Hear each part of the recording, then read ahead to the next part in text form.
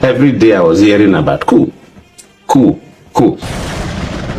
Maybe because some Americans had, this group of Americans that predicted that Nigeria was going to disintegrate.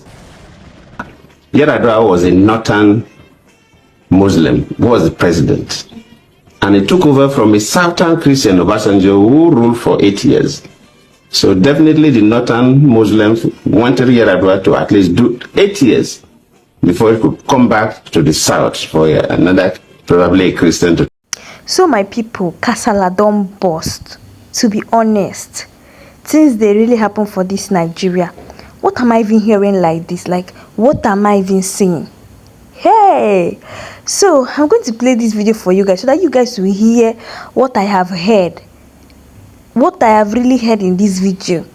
The former president of Nigeria, President Goodluck Jonathan, granted an interview a couple of days ago, and with this man, what this man said in his mouth, like about things going on in Nigeria, is going to shock you guys. I am even shocked. But do you know the most scaring thing he said? He said that all these things he has said is just a bit of it. That he's preparing something, like something that this thing he's preparing, he's going to write it in full details. Like this one he just said is just small. Like he was just spilling so many things that happened in Nigeria that many people are not even aware of. Even me, I am even shocked. Now let me give you a bit of what he really said. First, he said that during his tenure that he had some military who are preparing to overthrow him. Like he heard when the military was saying that they are preparing to overthrow him. He was hearing about coup. He was hearing that, oh, these people want to overthrow him. Then secondly, he said that Americans has predicted that Nigeria is going to disintegrate. You see this division that they are talking about? He said that America has already predicted that Nigeria is going to disintegrate. And finally, this one is the one that even shocks me the most. Like, I've been thinking about this. Like, he said that during that 2015 general election, that Goodluck, you know that Buhari won, that it was Obama was the president of America that time. That time Obama was the president of America. He said that Obama interfered. In fact, Obama tweeted and was telling Nigeria that it's time to vote for the next person, which is Buhari. You can imagine that. Now, after hearing this from Goodluck Jonathan, like, I'm shocked. And I'm beginning to think, please, why would Obama prefer Buhari over Jonathan? Like, why? Why? Why would he even prefer Buhari over Jonathan? Is Buhari more educated than Jonathan? Like, tell me. This got a lot of, thinking. Why would Obama prefer Buhari over Jonathan? It's something we should reason about. So guys, I want you guys to actually listen to this video again so you guys will hear what Goodluck Jonathan have to say in this video. So just watch this, guys. Maybe because some Americans had, this group of Americans that predicted that Nigeria was going to disintegrate within that period. So whether people were working to ensure that their prediction manifests, I don't know. But there was a significant show of interest.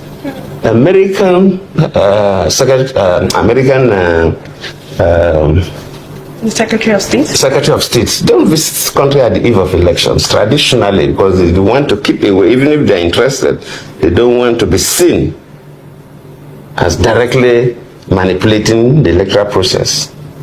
But before the election, America, the State House, sent for some northern governors to have a meeting in the US to discuss the Nigerian election. And of course, Nigerian election, they have North and South divide, Christian-Muslim divide. They invited the northern governors that are Muslims. The Christians were not invited to the US. And the Secretary of State came directly to the country to have various meetings. I don't see as the president of Nigeria for me to engage with America for a fight. So it's not going to be necessary. It will affect my citizens and so on. So, but we saw the significant external interest and you saw what was happening in the country. I didn't want to go further than this. Maybe when I publish my biography, I'll go a little more than this. There are certain things that were happening. So Of course, you will know the results long time before it will be announced, even before it will be brought to the center for that college. You already know.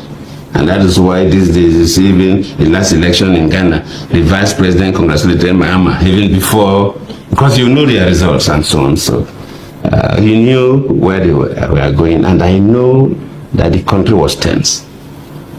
I know, maybe because of the statements made by Buhari himself when he said both the baboon and the dog will be soaked in blood. So young people were kind of mobilized to the level of frenzy to cause maximum violence if people don't get what they want. People were announcing, okay, they will run a parallel government and so on. But those doesn't bother me. But since I was the president of the country, and I also know that even in the Niger Delta, people were also ready to fight back, even though there are not many. But I know they could cause maximum damage, because if the Niger Delta people are going to fight, instead of fight, they will not fight human beings, they will fight oil installations. And it will cause maximum damage to the country, which I don't think it was. So from within that period, a lot of things were going through my head. They process so many things per second, and until you are into that kind of a situation, then you know how many things get through your brain every second. And I reflected back. As a president, I worked with a very strong economic team. People like Ngozi, who was the finance minister and the coordinating minister of the economy, Aganga, who was the trade and investment minister, the doctor, who was doing very well in agriculture. So we have done very well. We encourage people to come and invest in the country. And Nigeria was the number one country for foreign direct investment in Africa then. And our economy was. So when I have encouraged people, in most cases when Aganga make arrangements, when we travel, I used to address investors before I hand over to him. So my face was seen as the face driving the economy of the country. And I looked through that if we have maximum crisis, all these people that have encouraged to come and invest in Nigeria, they will lose their money and so on. Besides the fact that people will die. In fact, I had in a good authority how so many houses in Abuja would have been burnt if things have gone a particular way. But even if I had won the election genuinely, yes, I had no problem. But since they manipulated the process and they are announcing figures that I was the president of the country, I'm not even one to doubt the result of INEC that appointed the people. So it will look silly for me because I appointed the people. So I said, well, it is my fault. So I will not want the country and investors to suffer.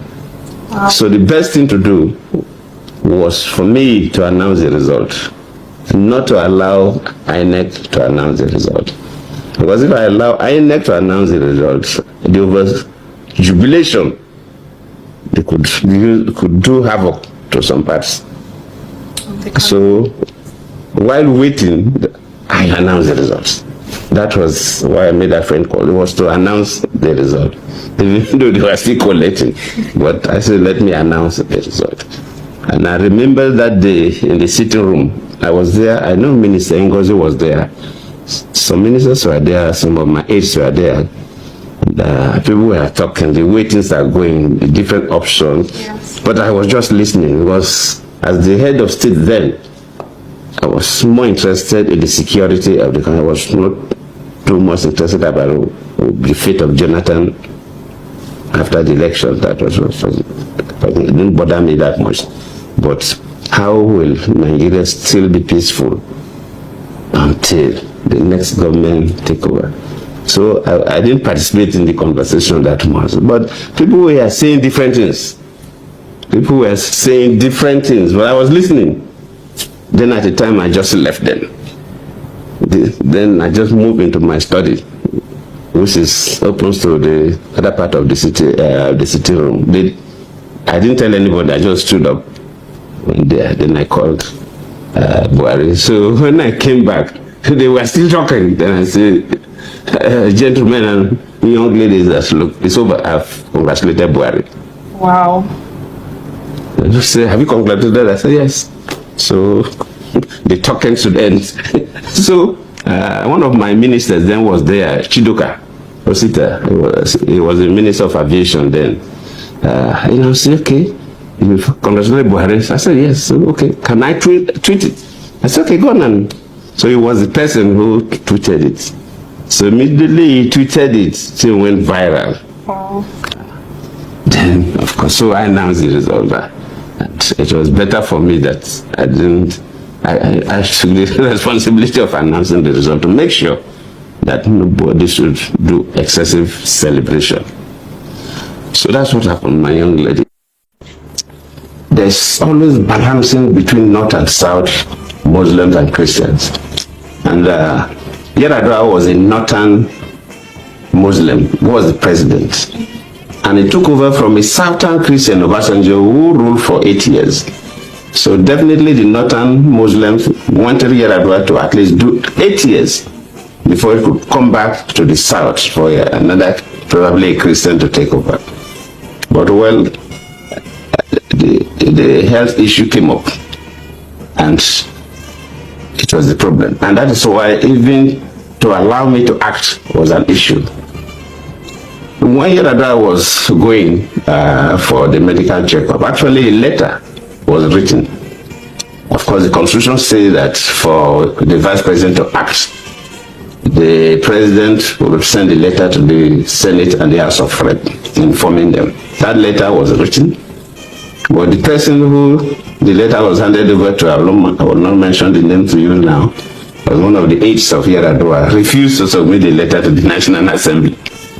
And Yar'Adua became so ill that he had no control of issues. So we had the country where the president was not available and there was no acting president. Yes, as a vice president, you can take over the responsibilities of some responsibilities of the president. You know, the president of Nigeria has two main responsibilities. First, you're the chief executive of the country, so like a prime minister of a country. That the vice president can assume you don't need any transfer. And I was doing that because we're having an executive council meeting, we're approving memos for ministers, so the government was going on.